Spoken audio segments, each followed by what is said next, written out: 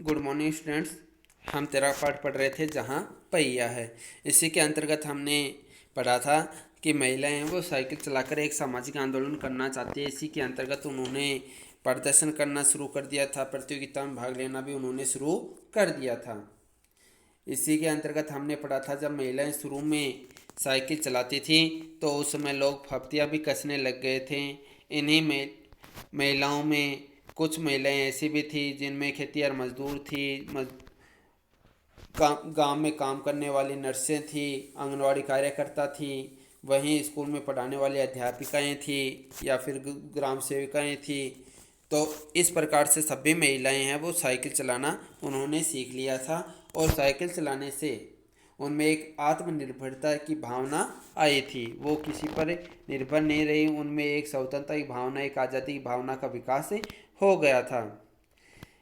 इसी के अंतर्गत जब एक साथ में कई महिलाएं साइकिल चलाकर जाती दिखी तो लोगों को आश्चर्यचकित होने लग गए। लोगों को एक अचंभा होने लग गया कि महिलाएं हैं वो स्वतंत्र रूप से होकर साइकिल चला रही हैं। तो इस प्रकार की आश्चर्यचकित लोग होने लगे थे।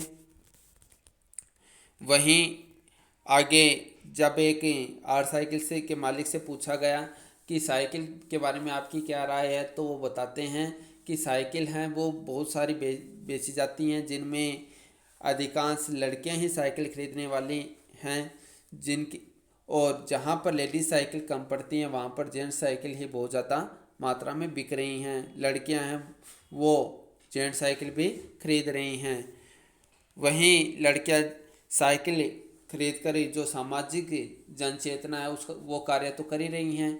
इसके अलावा आय का साधन भी उनका बन चुके हैं। कैसे?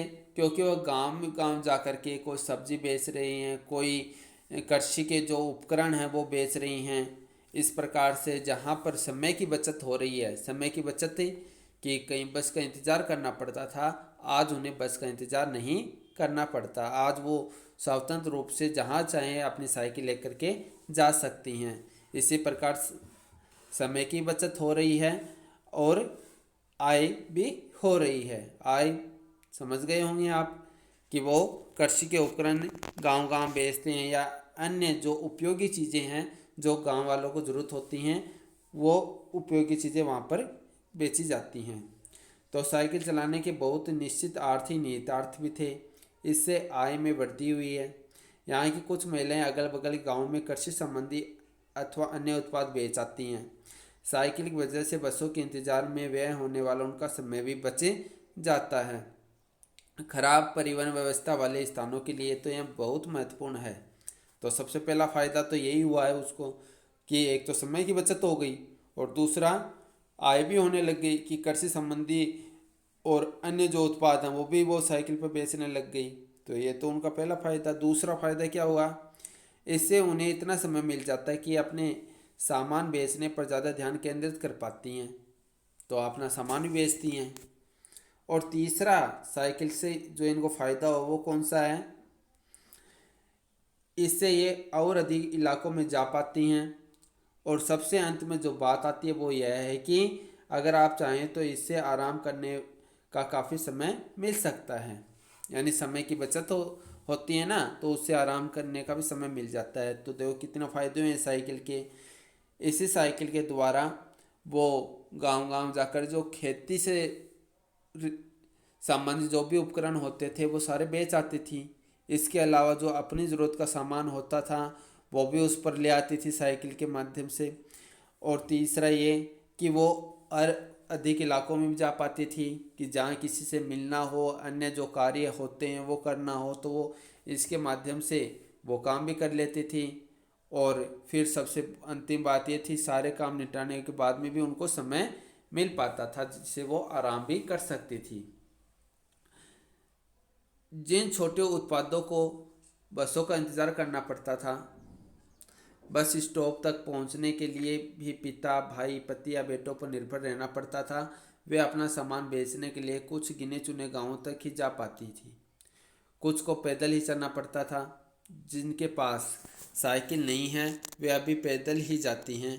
फिर उन्हें बच्चों की देखभाल के लिए या पीने का पानी लाने जैसे घरेलू कामों के लिए भी जल्दी ही भागकर घर पहुंचना पड़ता था। यानी महिलाओं को जहाँ कहीं जाना होता था, है ना, उनके पास बोझ होता था, तो ऐसे में बस स्टैंड तक उनके भाई जाते थे साथ में या उनके पिता जाते थे। लेकिन अब क्या है, साइकिल आने के बाद में वो बोझ है वो साइकिल पर रखकर आसानी से ले जा सकती हैं। अब उनके भाई या उनके पिता को साथ जाने की कोई ज़रूरत नहीं है। वो अपने बच्चों की देखभाल करती थी, अब वो बच्चों को साइकिल पर बैठाकर भी ले जा सकती हैं। पीछे से बच्चों की चिंता नहीं रहती कि बच्चे कहाँ हैं कैसे हैं, वो अपने साथ साइकिल पर बैठाकर बच्चों को भी ले जा सकती हैं। वहीं बात पानी की आती है, तो पीने के लिए पानी होता घर, तो पहले घरों में पानी लेकर आती है ना, टोकरी में कई दूर से पानी लाना होता है, तो वो साइकिल पर पानी भी ला सकती हैं। तो बताया ना, पीने का पानी लाने जैसे घरेलू कामों के लिए भी जल्दी भागकर घर पहुंचना पड़ता था, है ना। तो अब वो वाली समस्या भी नहीं रही। अब जिनके पास साइकिलें हैं वे सारा काम बिना किसी दिक्कत के कर लेती हैं। अब उनको कोई परेशानी नहीं होती, पहले तो भागना पड़ता था, अब वो साइकिल पर आराम से बैठकर आ सकती हैं। इसका अर्थ हुआ कि अब आप किसी सुनसान रास्ते पर भी देख सकते हैं कि कोई युवा माँ साइकिल पर आगे अपने बच्चों को बैठाए पीछे कैरियर का सामान लाते चली जा रही हैं। वह अपने साथ पानी से भरे 2 या 3 बर्तन लिए अपने घर या काम पर जाती देखी जा सकती हैं। तो यहाँ पर क्या बताया है कि पानी से भरे 2 या 3 बर्तन लिए अपने घर या काम पर जाती देखी जा सकती हैं।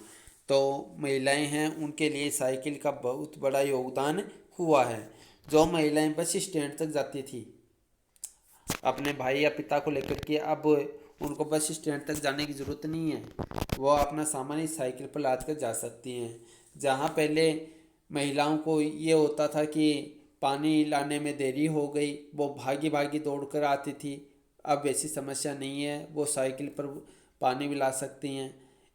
इसके अलावा जहाँ बच्चों की चिंता रहती थी, बच्चे कहाँ हैं कैसे हैं अकेले होंगे, अब वो उन बच्चों को साइकिल में बैठाकर भी घुमा सकती हैं, है ना। और अपना पीछे साइकिल के पीछे तो क्या है, अपना सामान रख सकती हैं और साइकिल के आगे क्या है, बच्चों को बैठा सकती हैं। अन्य पहलुओं से ज़्यादा आर्थिक पहलू पर ही बल देना गलत होगा। यानी साइकिल पर सिर्फ रुपये ही कमाया जा सकता है, ये तो बात गलत है। आर्थिक पहलुओं पर बल देना गलत होगा, यानी ये सोचते हैं कि सिर्फ साइकिल के माध्यम से रुपये कमाए जा सकते हैं, ये बात तो बिल्कुल गलत है। साइकिल प्रशिक्षण से महिलाओं के अंदर आत्मसम्मान की भावना पैदा हुई है। सबसे बड़ी बात तो ये है ना, आत्मसम्मान की भावना। साइकिल से क्या हुआ है, महिलाओं में आत्मसम्मान की भावना है ये पैदा हुई है, यह बहुत महत्वपूर्ण है। फातिमा का कहना है, बेशक यह मामला केवल आर्थिक नहीं है। फातिमा ने यह बात इस तरह कही जिससे मुझे लगा कि मैं कितनी मूर्खतापूर्ण ढंग से सोच रहा था। उसने आगे कहा, साइकिल चलाने से मेरी कौन सी कमाई होती है, मैं तो पैसे ही गंवाती हूँ। मेरे पास इतने पैसे नहीं हैं कि मैं साइकिल खरीद सकूँ, लेकिन हर शाम मैं किराए पर साइकिल लेती हूँ ताकि मैं आज़ादी और खुशहाली का अनुभव कर सकूँ। यहाँ पर क्या बात बताई गई है, यहाँ पर बताई गई है कि ये बात सोचना गलत है कि साइकिल से आर्थिक स्थिति अच्छी होगी, ये बात बिल्कुल गलत है। जबकि साइकिल से क्या है, साइकिल से महिलाओं के अंदर आत्मसम्मान की भावना का विकास होता है। आ, तो वहीं फातिमा कहती है कि मेरे पास इतने रुपए नहीं हैं कि मैं नई साइकिल ले सकूं, मेरे पास, मैं तो शाम को किराए पर ही साइकिल चलाती हूँ, लेकिन साइकिल चलाने से मुझे एक आज़ादी और खुशहाली का अनुभव होता है, इसीलिए मैं साइकिल चलाती हूँ। पुडुकोट्टी पहुंचने से पहले मैंने इस विनर्स वाली के बारे में कभी इस तरह सोचा ही नहीं था। मैंने कभी साइकिल को आज़ादी का प्रतीक नहीं समझता था। यानी कि उन्होंने कभी साइकिल को आज़ादी का प्रतीक नहीं समझा था, लेकिन फातिमा ने जब बताया कि इससे एक स्वाभिमान जागृत होता है, तब उन्हें पता चला कि इससे आज़ादी और खुशहाली का अनुभव किया जा सकता है। एक महिला ने बताया, लोगों के लिए समझना बड़ा कठिन है कि ग्रामीण महिलाओं के लिए कितनी बड़ी चीज़ है, साइकिल कितनी बड़ी चीज़ है ग्रामीण महिलाओं के लिए। उनके लिए तो यह हवाई जहाज़ उड़ाने जैसी बड़ी उपलब्धि है। लोग इस पर हंस सकते हैं, लेकिन केवल यहाँ की औरतें ही समझ सकती हैं कि उनके लिए कितना महत्वपूर्ण है। जो पुरुष इसका विरोध करते हैं वे जाएं और टहलें, क्योंकि जब साइकिल चलाने की बात आती है वे महिलाओं की बराबरी कर ही नहीं सकते। तो यहाँ पर क्या बताया गया है कि यहाँ पर यही बताया गया है कि साइकिल है एक आर्थिक जरिया ही नहीं है, कमाई का जरिया नहीं है, बल्कि सबसे बड़ी बात यह है कि इससे आत्मसम्मान की भावना का विकास होता है। इससे आज़ादी और खुशहाली का प्रतीक भी साइकिल को समझा जा सकता है। वहीं लोगों को यह समझना बड़ा कठिन है कि ग्रामीण महिलाओं के लिए साइकिल बहुत बड़ी चीज़ है, क्योंकि जिसमें एक आज़ादी और खुशहाली का जहां अनुभव होता है उससे बड़ी चीज़ कोई हो ही नहीं सकती, है ना। तो ग्रामीण महिलाओं के लिए तो ये हवाई जैसी उड़ान जैसी है कि हवाई जहाज़ को उड़ाने में कितना आनंद आता होगा, वहीं ग्रामीण महिलाओं को साइकिल चलाने में उतना ही आनंद आता है। और इसीलिए वो कहती हैं कि पुरुष तो उनकी बराबरी कर ही नहीं सकते। पुरुष चाहे साइकिल का कितना ही विरोध क्यों ना करें, लेकिन वे महिलाओं की बराबरी कर ही नहीं सकते। तो इस पाठ के जो लेखक है वो हैं पी साईनाथ। तो इस पाठ को अच्छी तरीके से पढ़ना है, इस वीडियो को अच्छी तरीके से देखना है और समझना है। थोड़ी देर में इसके प्रश्न उत्तर मैं आपको भेज दूंगा, वो अपने उत्तर पुस्तिका में भी करने हैं और उनको याद भी करने हैं। धन्यवाद।